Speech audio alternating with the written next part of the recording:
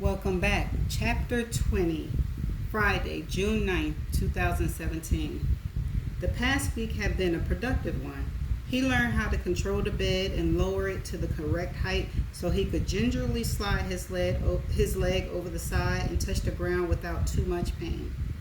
Then, with his foot flat on the floor and his ass on the edge of the mattress, he pressed the control again to raise the bed back up to its original height, effectively placing him in a standing position. From here, and with the use of crutches, he could make it to the bathroom.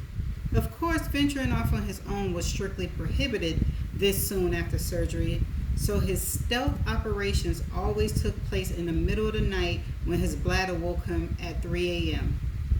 Calling the nurses and playing the waiting game was no longer an option, and the tantrums he had staged for the past 2 weeks were quickly depleting his energy, which he needed for his physical therapy sessions. Having made it through the post-operative fog of narcotics and pain, he now had his eye on the end game, walking his ass out of this hellhole.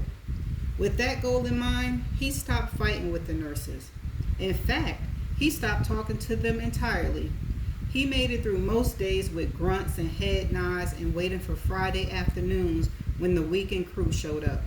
They were kinder and gentler than the Nazis that ran this place during the week. Ricky, his overnight nurse, was his savior. The middle of the night mission to the promised land, which took the better part of an hour to complete, combined with a double physical therapy session on Friday afternoon, had left him depleted. He crashed as soon as they settled him in bed. When he opened his eyes Friday evening, for a moment he believed it was again the middle of the night. His bladder was screaming, and he wasn't sure he'd have the energy to get himself to the bathroom. "Hey, there he is," Ricky said in her pleasant voice. "You've been sleeping ever since I clocked in. How you feeling? Jason told me you had a heck of a therapy session today." He nodded. "That kid, the second coming of Arlie Emery." "Who? Full Metal Jacket? Oh, you never seen it." "No, what is it?" "Oh, never mind," Gus said. "Listen, I'm very sorry to greet you like this, but I need to go to the bathroom right away, and I'm going to make a damn mess on myself."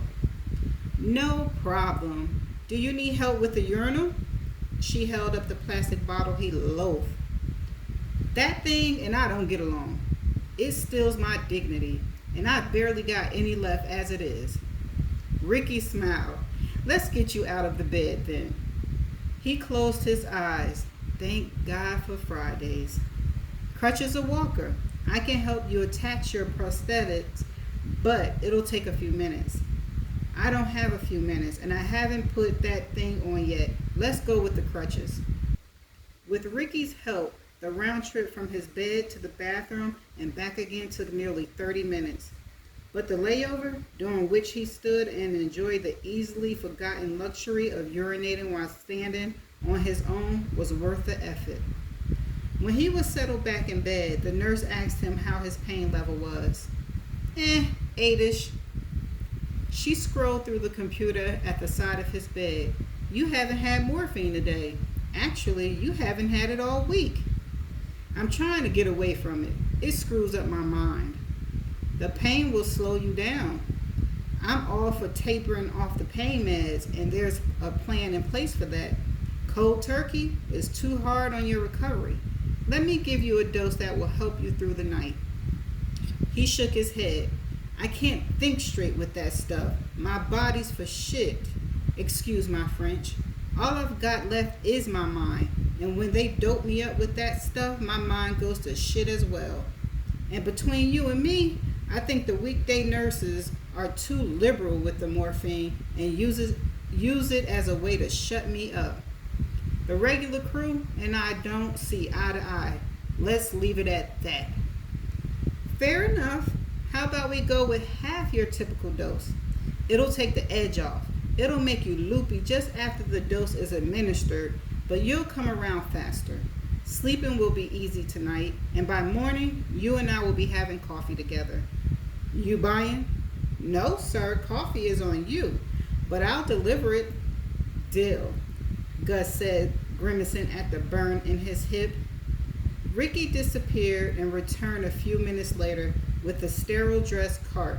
She clicked on the television. Here, watch this.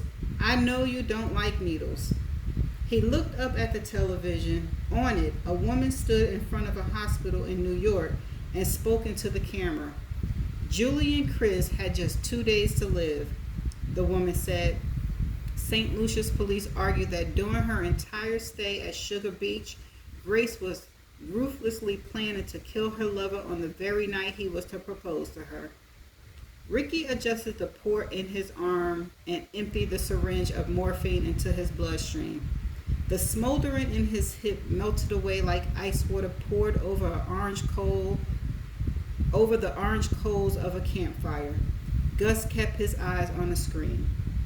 The woman took a few steps along the sidewalk with the glass facade of Bellevue Hospital behind her. Why? She said. Because Grace was actually in love with another man. Because her relationship with Julian was moving too fast. Because Grace discovered that Julian was involved with another woman.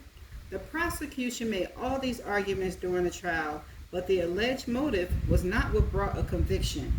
Hard forensic evidence is what convinced the jury to hand down their sentence.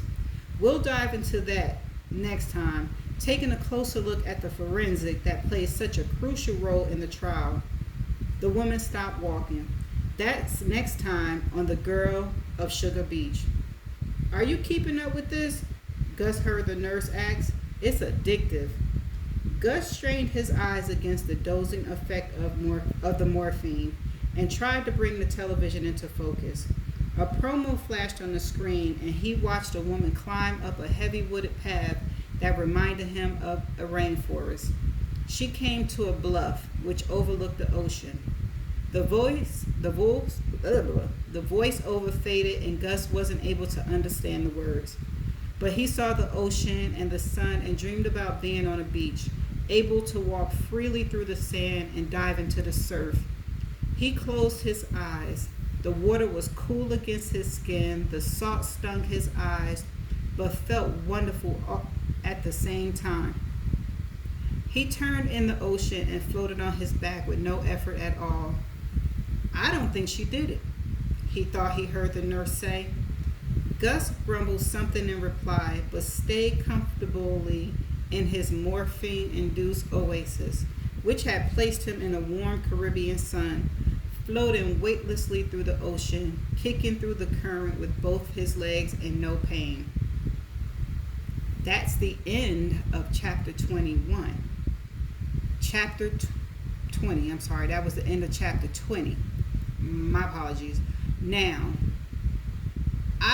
they didn't really say who Gus was, but is Gus the drunk driver that hit Marshall, Grace, and Ellie back in the day?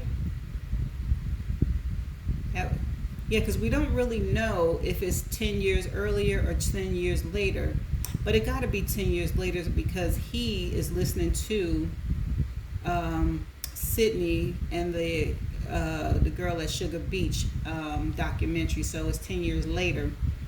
But it did mention that his leg was amputated and his hip was bothering him.